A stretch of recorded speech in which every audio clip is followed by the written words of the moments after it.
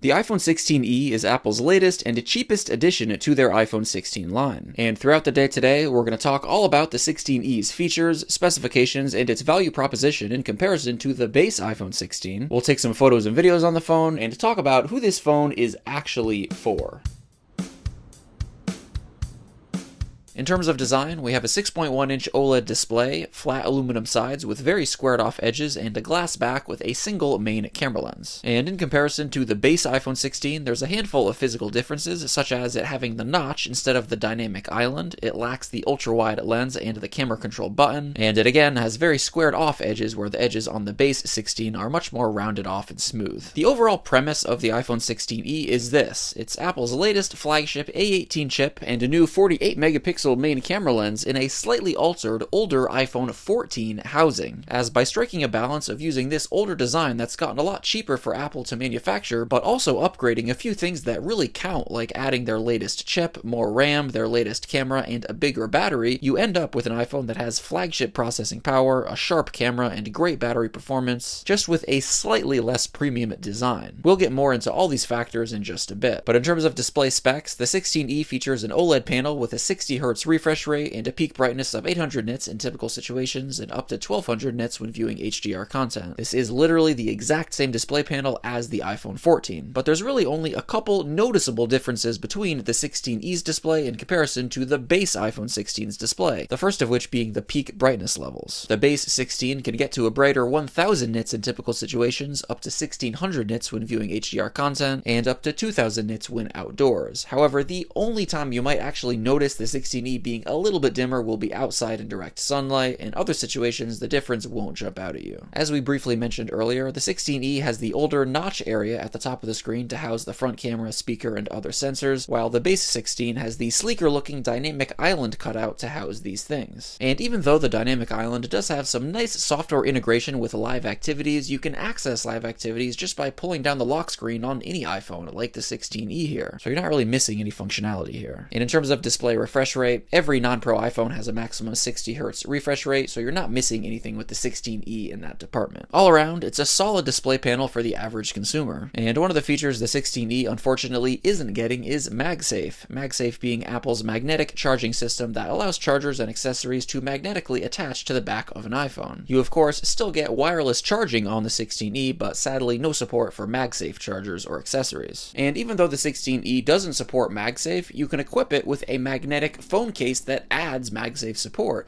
This way you can still use MagSafe chargers and accessories, such as the Halo Lock wallets from ESR, who sponsored today's video. The Halo Lock Geo wallet stand is the first MagSafe wallet designed with full Apple certified Find My functionality, just like AirTags have. This allows you to track its real-time location, play a sound if you misplace it, and receive left behind notifications. It attaches to your iPhone with a very strong magnetic lock, more than double the strength of Apple's MagSafe wallet, ensuring it'll stay securely attached to your iPhone. The strong, durable hinge opens smoothly to create a stable multi-view stand for your iPhone, at any angle you'd like, in either portrait or landscape orientation, which is perfect for watching video content and taking video calls. And the finger loop on the back provides you with a nice, secure grip when you're on the go. The Halo Lock Geo wallet stand can completely replace your traditional wallet, as it can hold mini cards and even some cash. And if you're looking for even more card storage, the Halo Lock Classic wallet stand has 3 individual card slots and can easily hold 5 cards securely. It features a clear window, which is perfect for an ID card. This, in combination with its very strong magnetic lock and its multi-view stand, make it the perfect replacement for your traditional wallet. So if you're looking for an all-around great MagSafe wallet, check out the link in the video description and down below to take a look at ESR's Halo Lock wallets.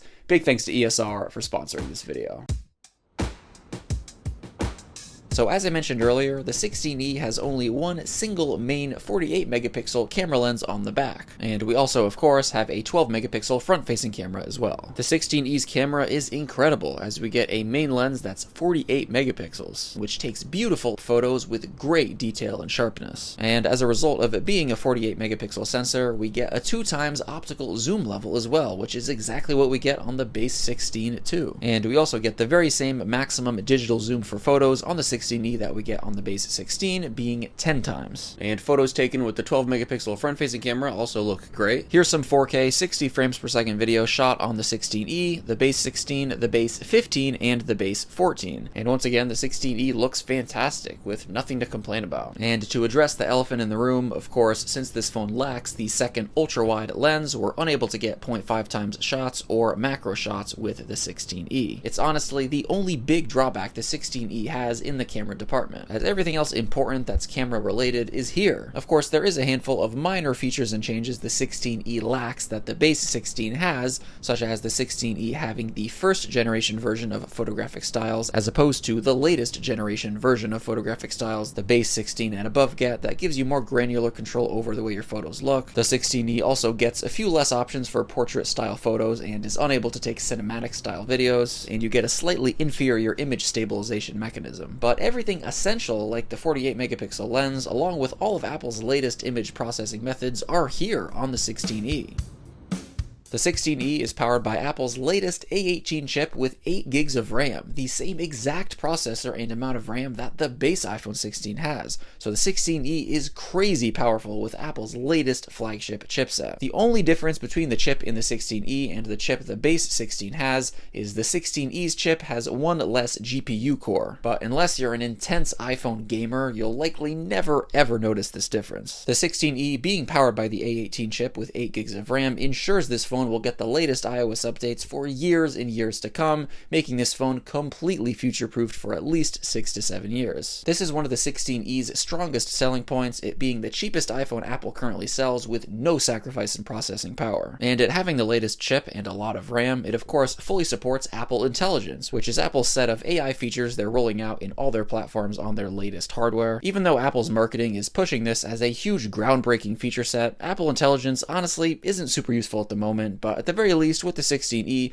it's supported, and as Apple hopefully improves it with software updates over time, you'll be able to take advantage of it. And the 16E features the customizable action button in place of where the mute switch was on older iPhones, and it features a USB-C port for charging and data transfer. These are a few of the upgrades Apple made to the older iPhone 14 housing this phone uses to bring it up to modern standards. The 16E unfortunately lacks an ultra-wideband chip, which means you unfortunately won't be able to use precision finding to locate devices like AirTags.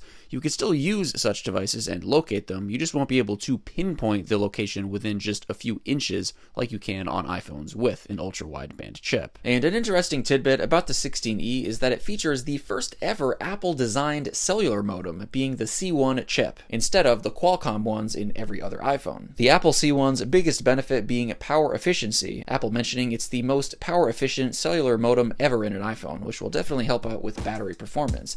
And speaking of the battery performance, the 16E features a 3,961 mAh battery, which is actually the biggest battery Apple has ever fit into a 6.1-inch iPhone design. So you can expect great battery performance with the 16E. It's certainly one of its strongest attributes, thanks to its bigger battery and the improved efficiency of Apple's C1 cellular modem. As always, battery performance is very subjective depending on your usage, but it's safe to say it'll provide more than enough battery power for 90% of users, which is really important for a device like the 16E that's targeting the average non-tech interested person that prioritizes better battery performance over having some of the more advanced hardware and features that the more expensive iPhones have. So the 16E costs $599 while the base 16 costs $799. So a difference of $200 in price.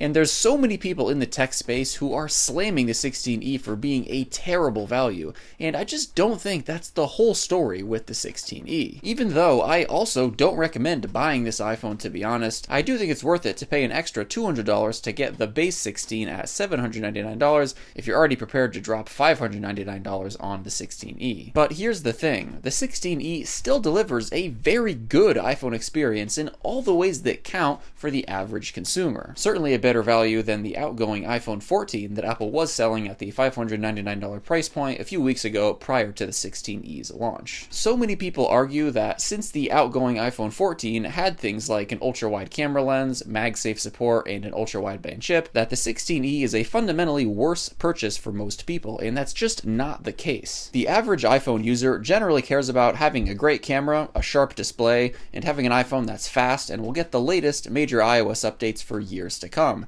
And the 16E checks all these boxes. With its top-of-the-line 48 megapixel main lens, that's a lot better than the 12 megapixel main lens the outgoing iPhone 14 had, even though it lacks the ultra-wide lens. It's got a solid 6.1-inch OLED display and the very latest A18 chip with 8 gigs of RAM, which is considerably more future-proofed than the several-year-old A15 chip with 6 gigs of RAM that the iPhone 14 had. I mean, when was the last time you heard a non-tech interested person mention having MagSafe support or an ultra-wideband chip as one of their most essential iPhone features that they use on a regular basis? The only real case you can make for that with the 16E is it lacking the ultra-wide lens, which some people do use regularly, but most people don't. I think the handful of things the 16E does far better than the iPhone 14 far outweighs the few things that it does worse. I also think a lot of people that followed the rumors of this device leading up to its release were quite disappointed that it wasn't the iPhone SE 4th generation, which is what a lot of us expected it to be. So a lot of people expected this phone was going to cost around $429 to $499, but instead Apple took the route of marketing it as a budget iPhone 16 model and slapping a bigger $599 price tag on it,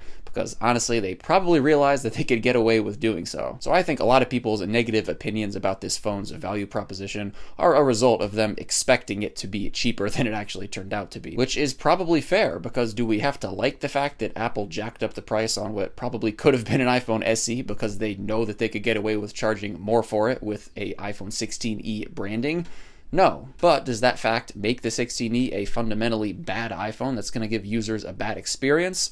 Also no, because the reality is it's going to be a great iPhone for most people that delivers on all the important fronts. Even though I, again, think it is worth it to spend an extra couple $100 to get the base 16 at $799 instead, if you're already prepared to spend as much as $599 to get a new iPhone 16e. But guys, let me know your thoughts on the 16e's value proposition in the comments down below. Thank you all so much for watching, and of course, as always, I'll catch you in the next one.